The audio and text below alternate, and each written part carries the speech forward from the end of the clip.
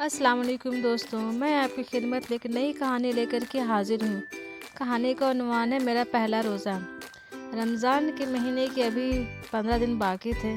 अम्मी ने घर की सफाई शुरू कर दी थी। घर के किसी न किसी हिस्से की सफाई हो ही रही थी। हम हर साल ये देखा करते थे कि अम्मी कहती हैं ये मुबारक महीना मेहमान बनकर मुसलमानों के पास आता है और बेशुमार फजीलतों और बरकतों का तोहफ़ा साथ लाता है। मैं चूँकि रमज़ान की आमद से कबल ही अम्मी से कह चुका था कि मुझे इस बार रोज़ा ज़रूर रखवाइएगा। पहले तो उन्होंने ये कहकर मुझे टालना चाहा, अभी तुम्हारी उम्र कम है, ज़रा और बड़े हो जाओ, मगर मेरा असरार देखकर उन्होंने हामी भर ली। रमज़ान का चाँद नज़र आया तो सब घर वालों की खुशी देखने के काबिल थी। खुश तो मैं भी बहुत था। रमज़ान की बहारें देखने को मिल रही हैं।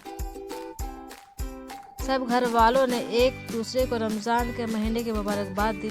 अम्मी ने प्यार भरी नज़रों से मुझे देखा और कहा, जब छठा रोज़ा होगा तब तुम अपना पहला रोज़ा रख लेना। उस रोज़ हम तुम्हारे रोज़ा कुशाई कराएंगे। अम्मी कल क्यों नहीं? मैंने पूछा तो उन्होंने प्यार से मेरे सर पे हाथ फेरते हुए कहा, बेटा रोज़ा कुशाई की तैयारी और मेहमानों की दावत देने में कुछ वक्त तो लगेगा ही। आखिर वो दिन आ ही गया। सहरी तो मैं रोज़ ही करता था, मगर आज की सहरी का ख़ास एहतमाम था। सब घर वालों ने मुझे खिलाने पर जोर दे रहे थे। अब्बू परेशान थे, कहीं कम उम्री की वजह से भूख और प्यास ने मुझे परेशान न करे। इतनी देर में अज़ान फ़जर हुई और हम मस्जिद की तरफ चल दिए। वापस आकर सब ने तिलावत कुरान पाक की। बाद में अब्बू ने अलहदा से तिलावत और कुरान का तर्जुमा सुनाकर हमें समझाया।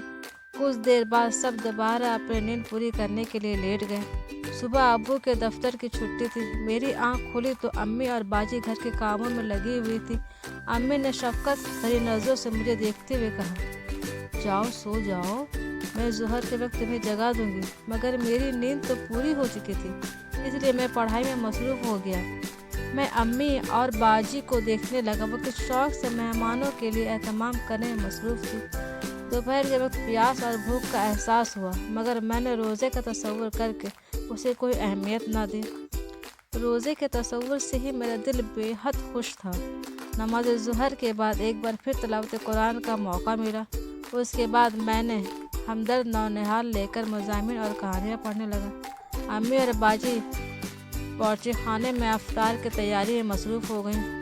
असर से कुछ देर पहले प्यास ने परेशान किया, मगर मैंने उस वक्त टीवी पर रोज़े की फजीलत पर बयान सुन रहा था। असर के बाद भूख और प्यास की शिद्दत में इजाफा हुआ। उस वक्त अम्मी बावर्ची खाने में काम से फारिग हो चुकी थी। उन्होंने मुझे बिस्तर पर लेटाया, मेरे सर पर अपनी गोद में रखा और मेरे सर पर हाथ फेरने लगी। रोज़ा अफ्तार का वक्त करीब आ रहा था। मेरा दिल खुश था। पहला रोज़ा मुकम्मल होने वाला था। कुछ मेहमान आ चुके थे और बाकी मेहमानों की आमद जारी थी। अज़ान मगरिब के साथ मैंने सबके साथ रोज़ा खोलने की दुआ पढ़ी। खजूर और पानी से रोज़ा अफ्तार किया। उसके बाद शरबत, फल और समोसे खाने के बाद नमाज़ पढ़ी। रोज़ा रखे जो रूहानी खुशी मुझे मिली थी, उसने मेरे शौक़ को और बढ़ा दिया। मैंने बाकी रोज़े रखने का अज़म कर लिया, क्योंकि अब मैं अपने अंदर रोज़ा रखने की हिम्मत महसूस कर रहा था। सब अजीज़ों और घर वालों ने मुबारकबाद दी, तोहफे भी दिए। खाना खाने के बाद मेहमान रुखसत हो गए। हम नमाज इशा और तरावीह के लिए मस्जिद तरफ रवाना हो गए। आज की कहानी का मैं यहीं पर इख्तिताम करती हूँ। इंशाअल्लाह आपकी खिदमत एक नई कहानी लेकर के हाजिर होंगी। तब तक के लिए अल्लाह हाफिज़।